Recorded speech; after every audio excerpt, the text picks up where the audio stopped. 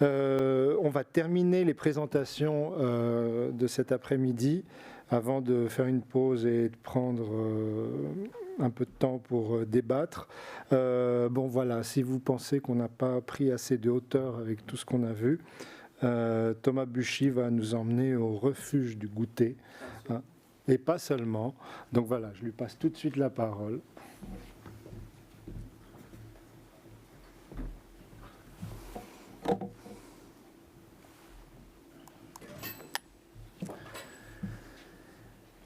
Bien, mesdames et messieurs, bonjour.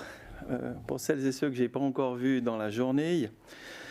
Alors aujourd'hui, on m'a demandé de parler de bâtiments sportifs. Alors j'en ai ressuscité quelques-uns.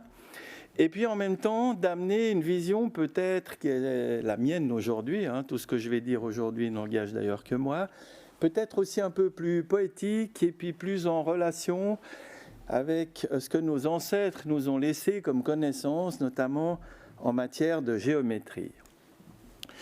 Alors rapidement pour le bureau, parce que avec Jean-Luc Sandeau, on se disait tout à l'heure, finalement on était un peu des précurseurs. Il a commencé il y a 30 ans avec son bureau et moi aussi. Vous devez vous rendre compte qu'il y a 30 ans, aujourd'hui ça paraît évident de construire en bois, mais il y a 30 ans, ça intéressait pas grand monde. Quand j'ai fondé le bureau, Marion, on s'en rappelle aussi, on allait voir des maîtres d'ouvrage, les gens riaient, mais riaient vraiment. Ils disaient, mais retournez faire des niches à chiens et des cabanes pour les poules, quoi. En gros, c'était ça. Et donc, il y a eu une énorme impulsion. Les écoles polytechniques y ont contribué, les entreprises qui ont été très créatives pour qu'on ait aujourd'hui une très haute technicité à disposition. Juste pour vous dire, notre bureau aujourd'hui compte environ 15 collaborateurs en France, 20 en Suisse avec 2 sièges principaux et une succursale à Paris, une en Valais et une dans le canton de Vaud. Alors, je ne vais pas trop m'appesantir là-dessus.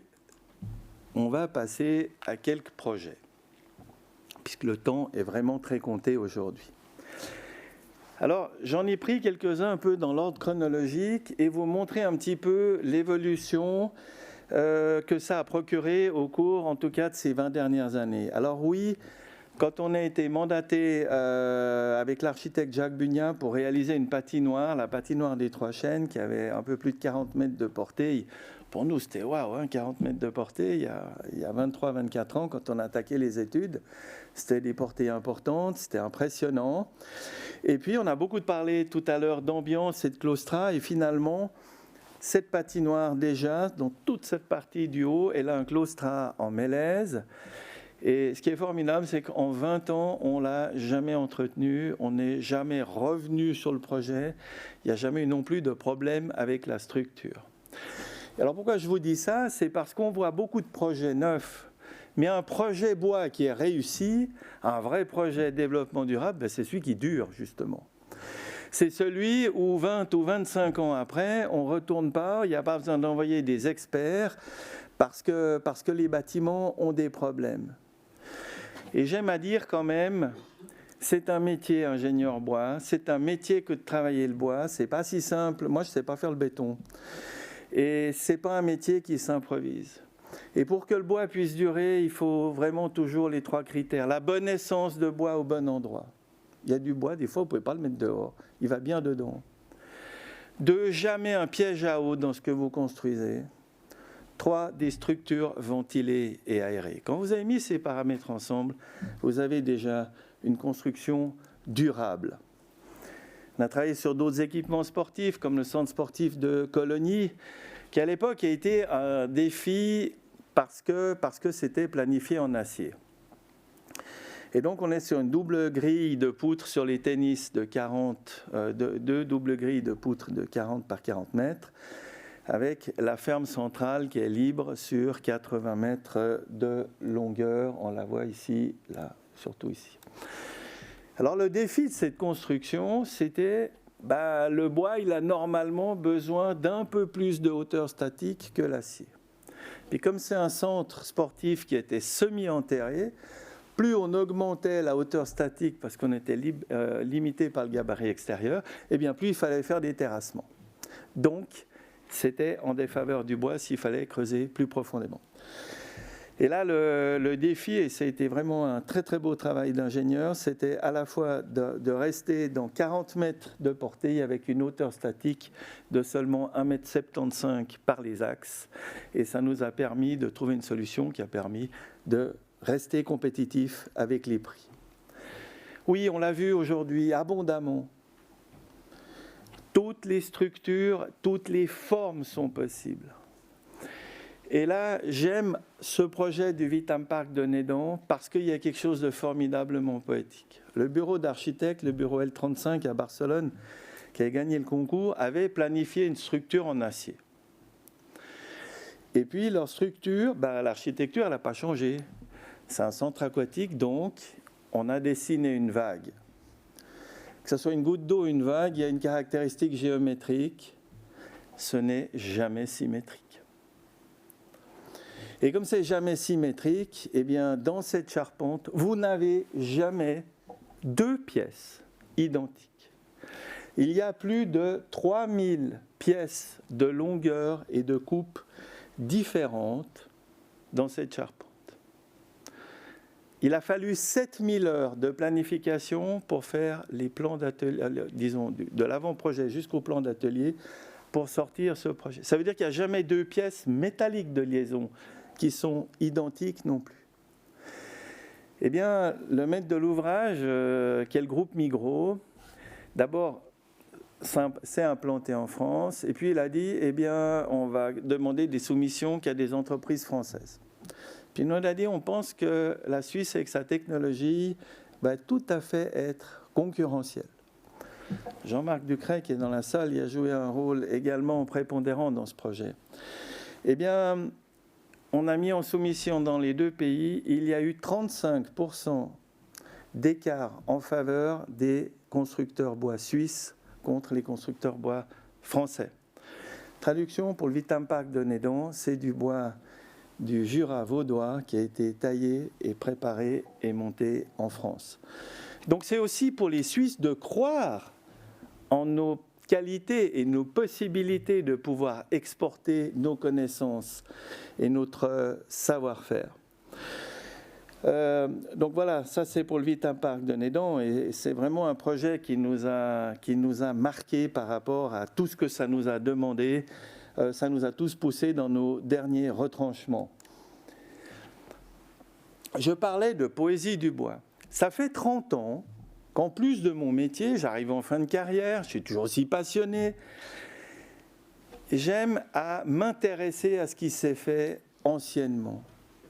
Les anciens bâtisseurs, ils avaient des trucs à nous dire. Quand on a construit une cathédrale, puis qu'il fallait 1 siècle et demi pour la faire, il y a 8 siècles en arrière, les gens, ils avaient des messages à nous passer. Puis je ne parle pas de religion, je ne suis d'ailleurs pas un religieux. Mais ils avaient une connaissance. Quelles sont les mesures qu'ils ont utilisées? Quelles sont les proportions qu'ils ont utilisées? Tiens, c'est intéressant, les bâtisseurs médiévaux ont utilisé les mêmes proportions et les mêmes mesures que les Égyptiens. Pourquoi? Est-ce que ça a un sens? Est-ce que c'est juste par commodité? Ou est-ce qu'il y a peut-être une harmonie cachée dans les choses qu'au cours des siècles, où maintenant on est de plus en plus technique, de plus en plus productif, on veut faire du profit, mais parfois au détriment de l'harmonie, au détriment du bien-être, voire au détriment du respect de la vie. Alors, j'ai cherché tout ça et petit à petit, on l'intègre dans nos projets. On fédère les architectes aussi avec nous, puisque nous, on est ingénieurs, de dire on les fédère autour de l'idée, comme disait Churchill, plus vous verrez loin de votre passé, plus vous comprendrez votre futur. C'est un peu dans cet esprit-là. Alors si vous prenez ce tennis, par exemple, c'est les tennis de Prégny-Chambésy, premier défi posé par le maire, on veut faire une bulle préfabriquée, ces machins horribles qu'on pose à bas prix, pourtant c'est une commune qui n'est pas pauvre. Si tu trouves une solution en bois, on te laisse jusqu'à 10% de budget en plus pour la faire. c'est pas beaucoup d'argent, 10% plus, qu'on voulait faire une belle charpente en bois par rapport à ces trucs préfabriqués.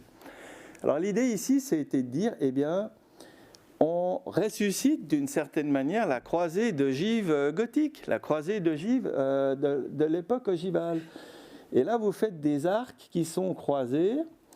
Eh bien, le miracle de la croisée d'ogives, c'est d'être autostable. Donc vous n'avez aucun contreventement parasite qui rentre dans la structure. Une fois que vous en avez planifié un, que vous avez trouvé l'assemblage caché en plus au faîtage, ils sont tous identiques. Donc on est rentré dans le prix. Mais construire pour construire, je trouve que ce n'est pas suffisant. Il faut de la poésie, il faut qu'une construction raconte une histoire. Et donc cette histoire, elle raconte l'histoire du sport qu'on fait en dessous, puisque la charpente vous rappelle la trajectoire des balles de tennis. Et donc, vous avez un projet qui commence à avoir, où vous prenez d'autres paramètres en compte, une forme de quintessence, l'essence du 5 des choses. On a fait ce centre sportif à Clamart, à Paris, qui est aussi géométriquement assez compliqué.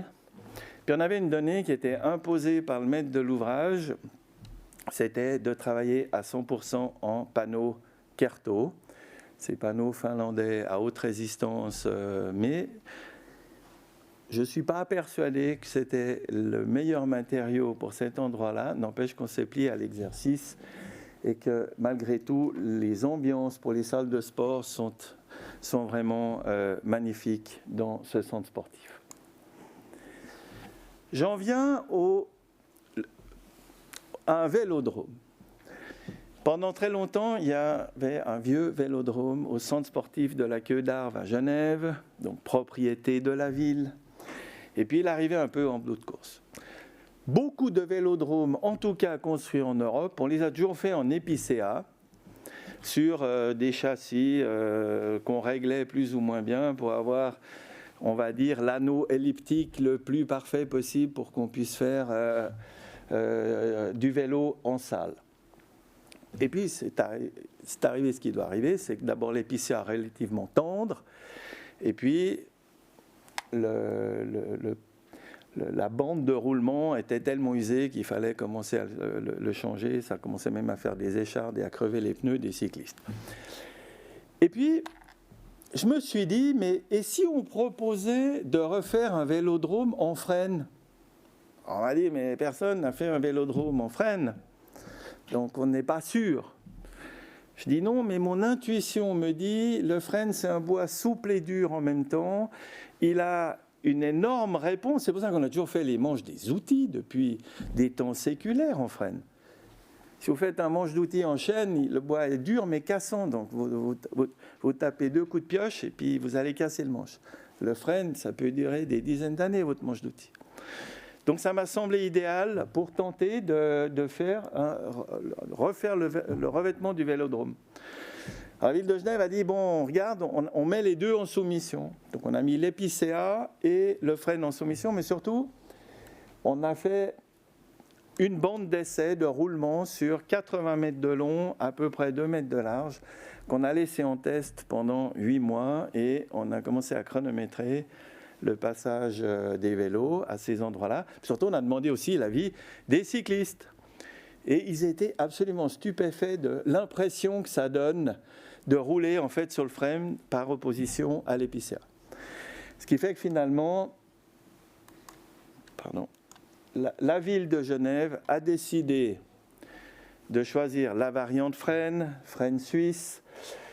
C'était un magnifique exercice d'ajustement. 1 semaine de ponçage, je crois, 10 charpentiers pour enlever toutes les aspérités et en faire une surface de roulement parfaitement lisse.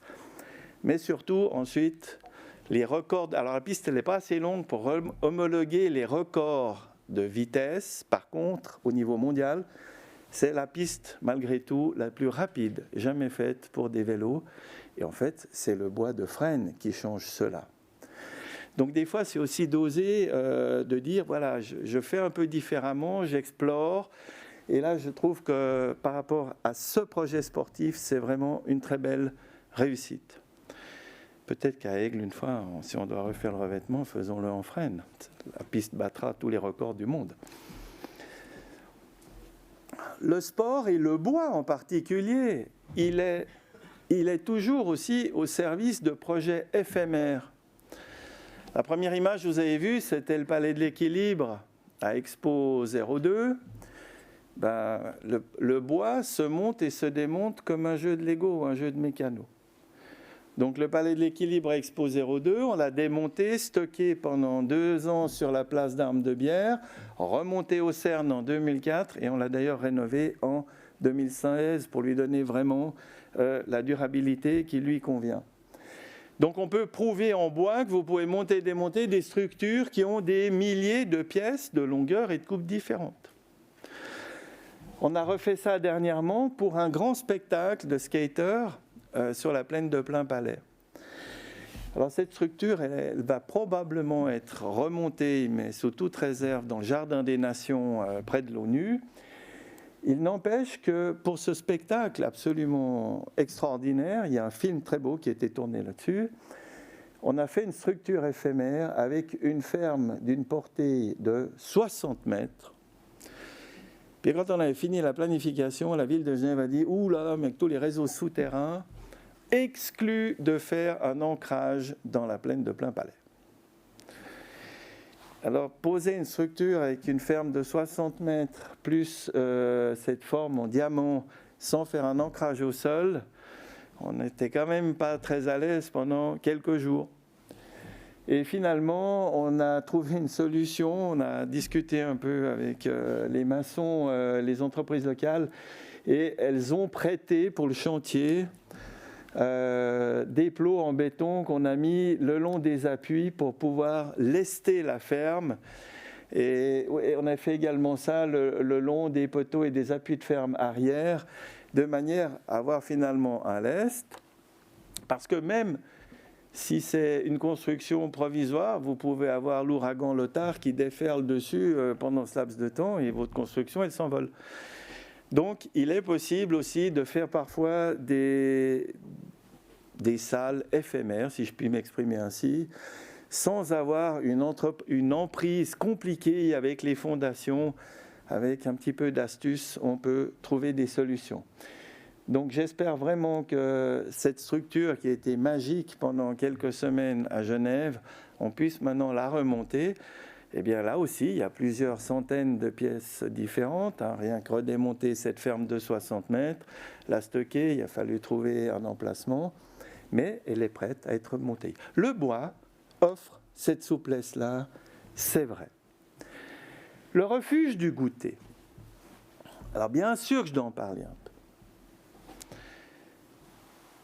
Le refuge du goûter est une des premières structures avec le refuge du goûter, mais le refuge du goûter avec le Palais de l'Équilibre, c'est une de ces structures où on a commencé à travailler avec la géométrie sacrée, avec le rapport au nombre d'or, ou ce qu'appelait Léonard de Vinci la divine proportion.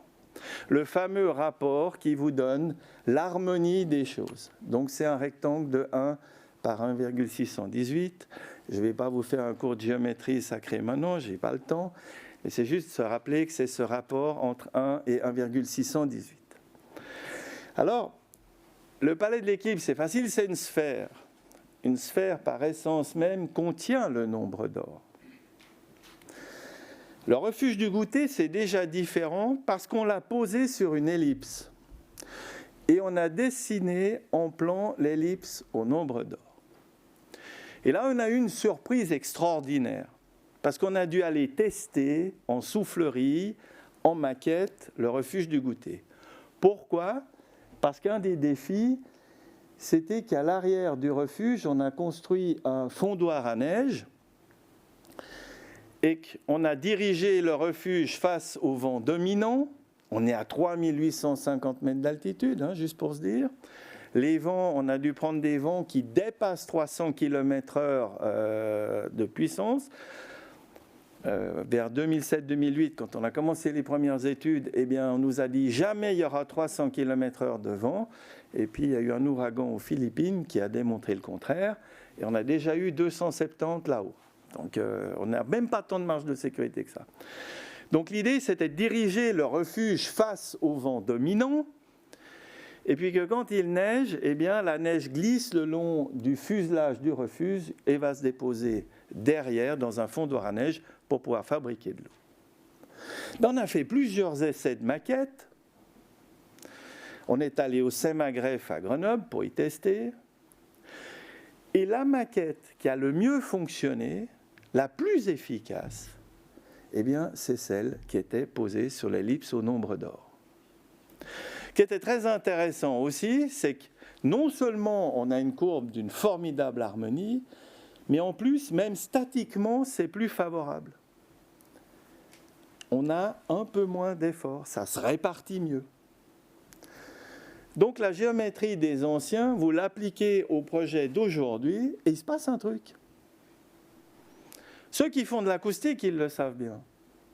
C'est pour ça que celles et ceux d'entre vous qui ont eu la chance d'aller écouter un concert à l'Opéra Nation à Genève, l'opéra éphémère qu'on a construit juste à côté de la place des Nations, il se trouve que par les largeurs et l'allongement de l'opéra pour augmenter la jauge, on était quasiment sur un rectangle d'or.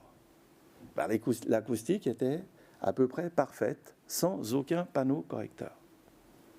Donc de nouveau, de travailler avec ces proportions, il se passe quelque chose.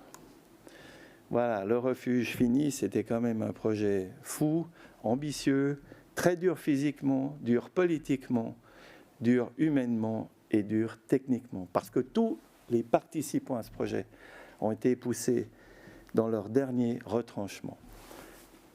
J'ai encore 2 minutes. Oui, deux.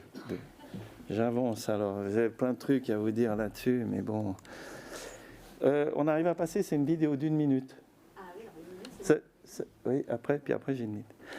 Alors, ça m'amène à vous dire ceci. Il faut mettre du son alors. Aux mesures et aux proportions utilisées par les bâtisseurs anciens qui nous ont laissé des messages exceptionnels. Sur les ouvrages qu'ils ont réalisés depuis des milliers d'années. On peut partir des pyramides d'Égypte en passant par le Parthénon à Athènes, ou plus récemment, par exemple, les cathédrales de la Rogivale à l'époque médiévale. Très concrètement, un rectangle d'or, c'est une mesure de 1 mètre dans un sens fois 1,618 dans l'autre, donc c'est une proportion. On peut l'utiliser avec 5 mètres fois 1,618. Et on va essayer de poser chaque fois qu'on peut ces rectangles d'or, que ce soit dans la vue en plan, dans l'élévation. Ou ensuite, on va utiliser les pentes, par exemple, les triangles, qui permettent de sortir la mesure de la divine proportion, aussi pour avoir une pente de toiture qui fait que cette géométrie va rayonner dans cette proportion. Mais je vous assure, quand vous rentrez dans un édifice qui est fait avec ces proportions-là, il se passe quelque chose.